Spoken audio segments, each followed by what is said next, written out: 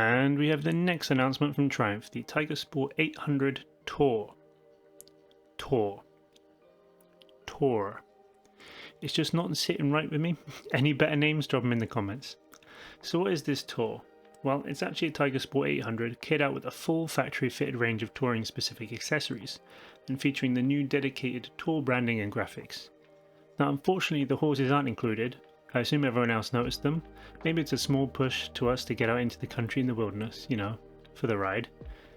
Now, my first thought besides the horses was that this would be a special edition, packing all these accessories with a new paint scheme to sell at a higher price for a limited time.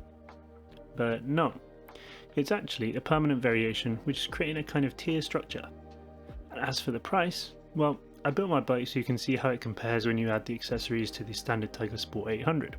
And in fact, I actually missed a couple which would only increase the savings, so it's actually coming in cheaper with at least a 7% discount. Now another thing to note here is Triumph's product structure that they're building. There is the 660 platform that consisted of the Trident, Tiger Sport and Daytona. Then there's the 800 platform that consists of the new Trident, the Tiger Sport, but no Daytona to be seen yet. Now the Trident and the Tiger Sport 800 have had some update releases throughout this cycle, but that just leaves room for the Daytona. And with them entering the all-new Sports Bike World Championship, I'm going to place my bets on an update.